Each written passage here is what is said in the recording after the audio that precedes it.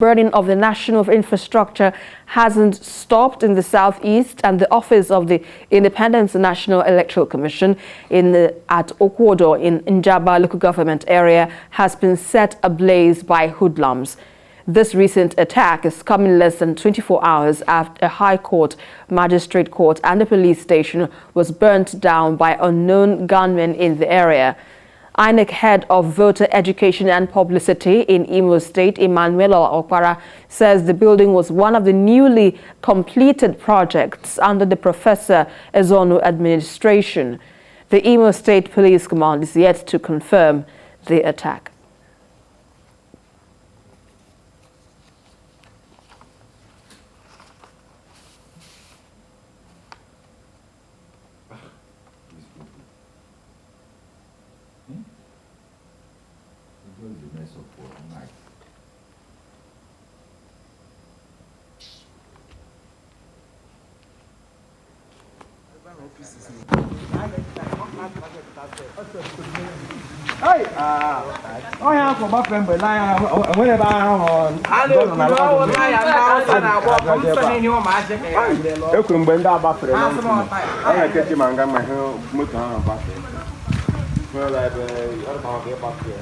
INEC Okwodo is on fire.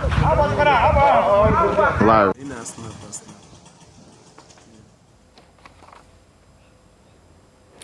Well, let's quickly bring in a security expert, Ona Ikhomu, on this rising insecurity challenge in Imo State. Good to have you on the news at this time, sir. We appreciate your time on TVC News at 10. So, yes, let's start with the recent event that has happened right earlier today, where the president says he is repulsed by the gruesome murder of Ahmed Gulak and says he will do everything possible to find the killers. Meanwhile, the proscribed terror group, proscribed group IPOB, has denied any involvement in the killing of the former presidential aide to Goodluck Jonathan. Now, what do you make of this unfolding development? Well, thank you very much, Miss, for having me on your program. It's a very unwholesome development. It is disgusting. It's outrageous. And it's something that shouldn't be happening at this time in our national life.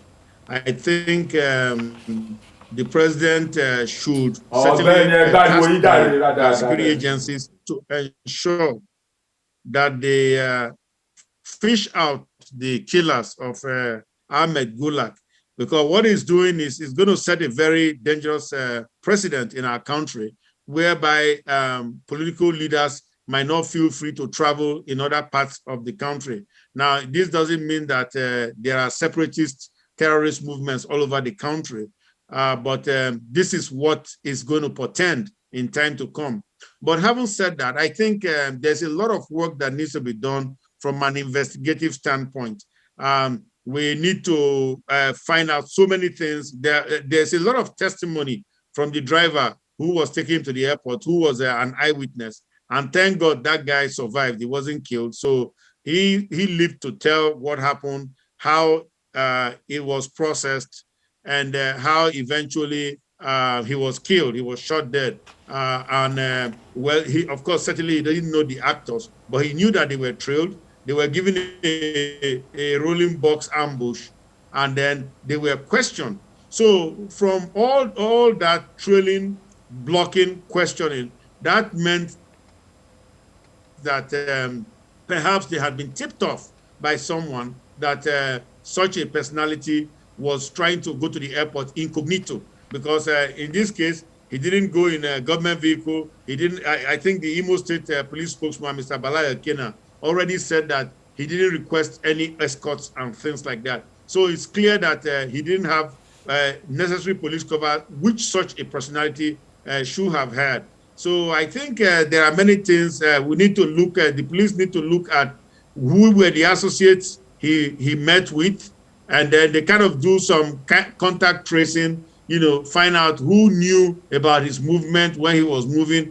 Perhaps also the people at the hotel, they should have something to say also, because somebody arranged that cab for him that took him and that was eventually ambushed and he was killed. So what I'm trying to say is that there's a good investigative case here, but it must not run cold the way most of our cases do in Nigeria. This is something which the IG must put his best guys on. He has that Abba Kyari man.